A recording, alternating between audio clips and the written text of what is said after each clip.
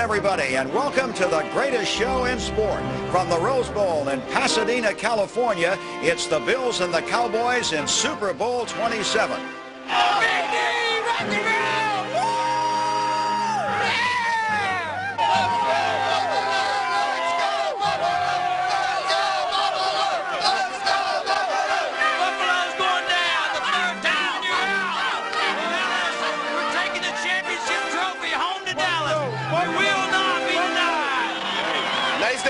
Champions today, wouldn't you think?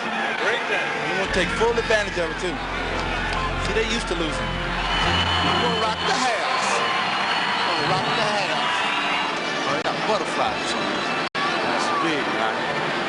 It is big. It's awfully bright out here. Oh, yeah. There's a lot of damn people, huh?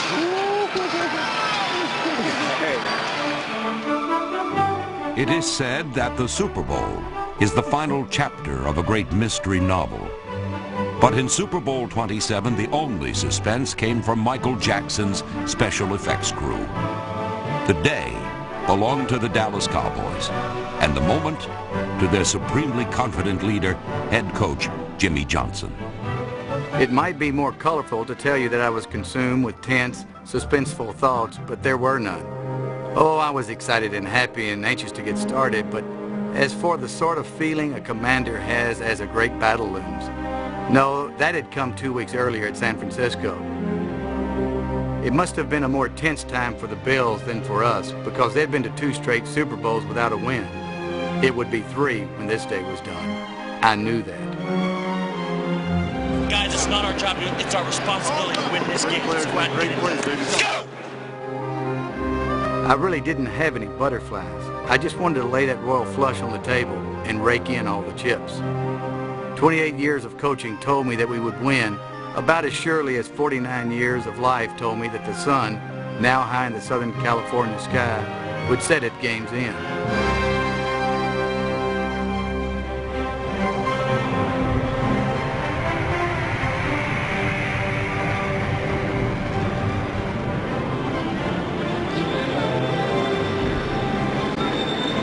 Okay. How about them Cowboys, huh?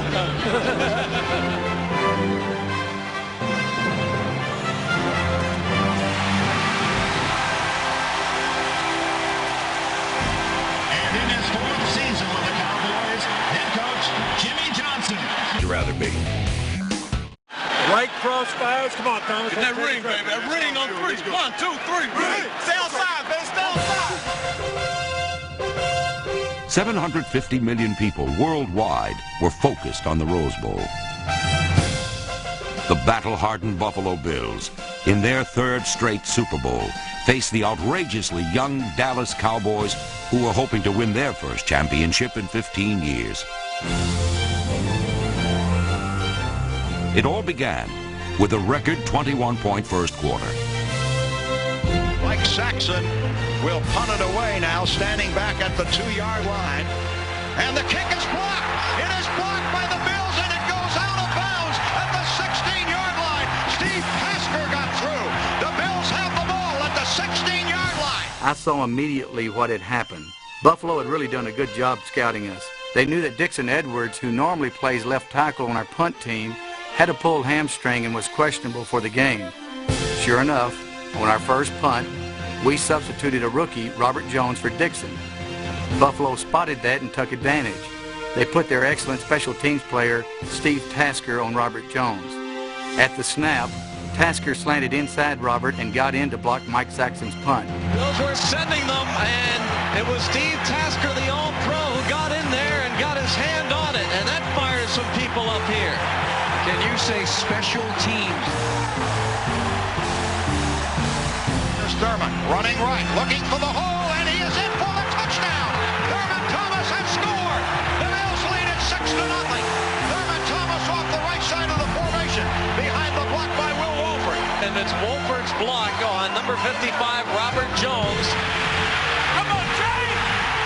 And the rest was all Thurman Thomas grinding out that last yard. And the Bills have taken the lead. You got to come inside out and make the play. You got them stopped right there underneath the thing. Come on, Robert. I wasn't worried, but I was quite irritated that we had allowed Buffalo to get momentum that we were going to have to take back. We have to be able to communicate with each other, trying to find out what's going on. Let's not get excited, all right? Okay, let's not get excited. On their next possession, the Buffalo turnover flaw began to show. Kelly, pressured by our blitz, was intercepted by James Washington, who returned 13 yards to the Buffalo 47. Kenny Gantz blitzed, forced Kelly to make a mistake. I can't say I was really elated because we felt all along that we'd get some turnovers. But little did we know that this was the first of a Super Bowl record 9 turnovers we would collect from the Bills. Stay there, baby. Our offensive game plan, in addition to throwing to our receivers in one-on-one coverage, had a contingency for when Buffalo had both safeties back, each covering half the field. We would run the ball and throw to our tight end, Jay Novacek, across the middle. After the first Buffalo turnover, we converted a 3rd and 16 play when Michael Irvin found single coverage and caught a 20-yard pass from Troy at the Buffalo 33. On 3rd down and 17. Straight drop, standing, deep middle. Caught, first down. And maybe that is the spark for the Cowboys offense. 2 plays later, Troy Aikman looked for Jay Novacek on a seam route down the middle. The throw had to be perfect, and it was. Aikman with a straight drop to throw again. Going for the end zone. Novacek at the 2. Takes it in. Touchdown, Cowboys. 23 yards. Pro bowler to pro bowler. That's how you overcome a shaky start. The game was tied and beginning to unfold in our direction. Let's go, D. Let's go. We're going to kill him. We're going to kill him. In an electrifying burst of might, the Cowboys scored their 2nd touchdown in 15 seconds. Kelly's going to throw here. Haley hit him and picked off in the air. Jimmy Jones intercepts and rolls in for a touchdown. We set it up by adjusting our pass rush. Charles Haley normally lines up on the defensive right side. We moved him over to the left side. Haley sacked Kelly again, this time at the Bills' 2-yard line.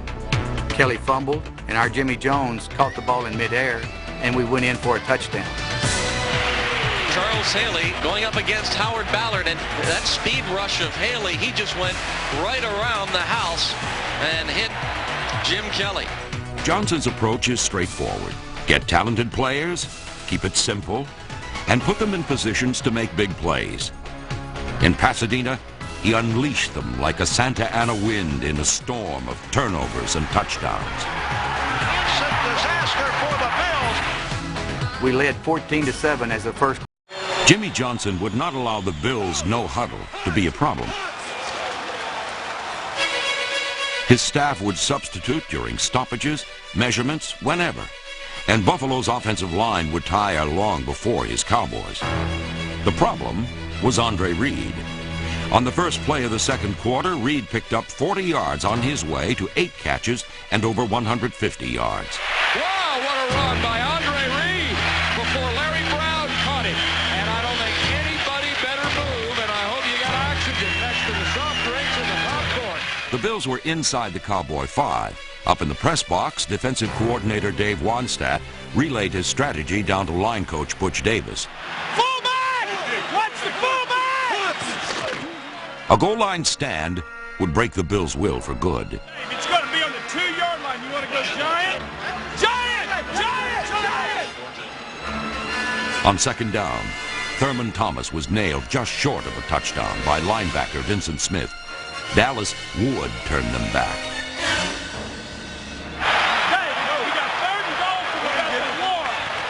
We made that goal line stand with 2 of the biggest plays of the game.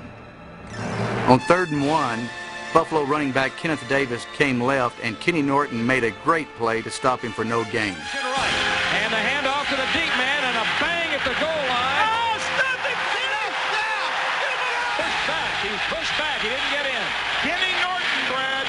Kenny Norton makes a huge hit. He makes the play.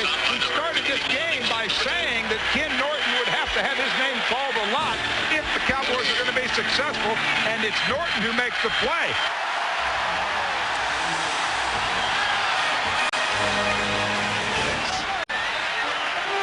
When we saw that Buffalo was going for the touchdown on 4th and 1, we got out of our goal line defense and put our regular pass defense unit back in. Here comes Sumner.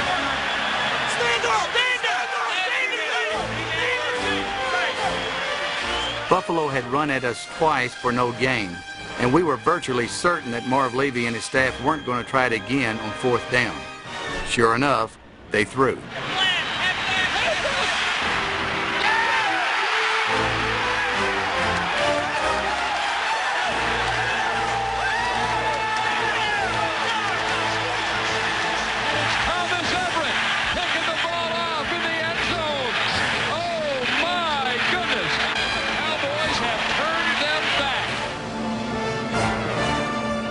6 times in the first half, Buffalo needed 1 yard for a first down or a touchdown.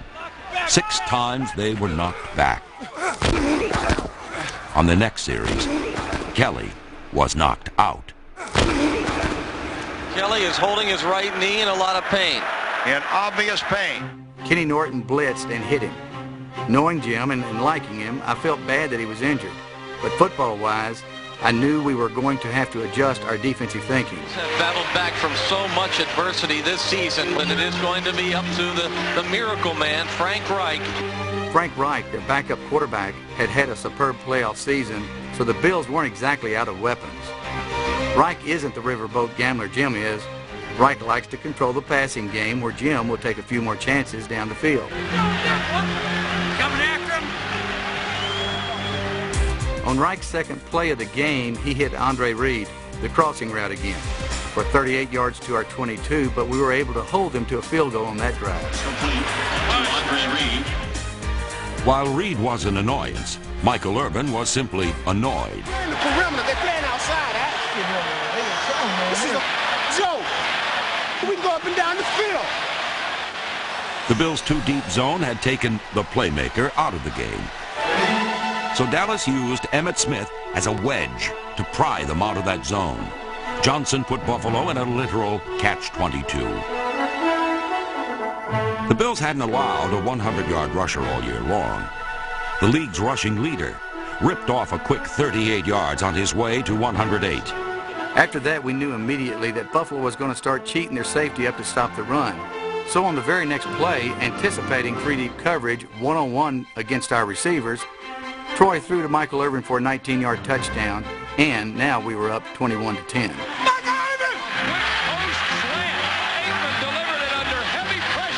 It was more of the keep it simple Johnson plan. The easiest passes are square ins and slants, especially when Irvin and Alvin Harper are about 6'3", and the Bills' defensive backs average only 5'11". All Aikman had to do was find his tall targets. 22 out of 30 times he did. Jimmy Johnson was seizing the moment. The turnovers were coming fast and furious, one right after another. Wright threw a screen to Thurman Thomas. Leon Lett came up and stripped the ball, and Jimmy Jones recovered at the Buffalo 18.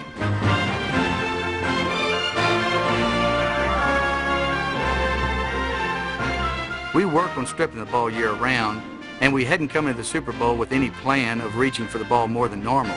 It was just paying off for us more than usual. Let's see who got the ball. Do the Cowboys have it? Yes, they do. The Cowboys have it. And Aikman tossed it once more to Michael Irvin, as Super Bowl 27 was deteriorating into a merciless, one-sided beating. Aikman under center wing left. Blitz look. Aikman 7-step drop. Throws it right to the goal line. Irvin jumping, catching the 3. Diving. Touchdown. Now, I'd love to be able to tell you that I was just going bonkers on the sidelines, but I had no feeling of tension or suspense. Why should I? You know, we were just laying down the cards on the table, one by one. 10 of hearts, Jack of hearts, Queen of hearts, 1 billion people watching on television, and another 100,000 or so in the Rose Bowl weren't certain we held the rest of the cards. But we were. So the Bills have had the wheels come off here. Dallas scored 2 touchdowns in 15 seconds, and now 2 in 18 seconds. Let's go. These guys have come back from big deficits now. We got to suck it up at halftime. At halftime, I didn't want to plant negative seeds in our players' mind by saying, now remember, Buffalo came back against Houston. Instead, I said, we're going to approach it like it's nothing to nothing. We're going to approach it as we always do. And so we went out to drop the king and the ace on 1 billion+ people. The Cowboys maintained control the same way they had gained it. And in the end, they ran 29 times and passed 30 times. Near perfect offensive symmetry. The offensive line opened holes for Smith and wide sight lines for Aikman, who sighted wide open receivers. There was always the all-pro safety valve Jay Novacek, who slipped underneath to catch 7 key passes. Defensively, it was a feeding frenzy. Reich had to throw, and the 21 fresh subs and starters on the league's top-ranked unit knew it. The game's most revealing statistic, Troy Aikman outrushed Thurman Thomas 28-19.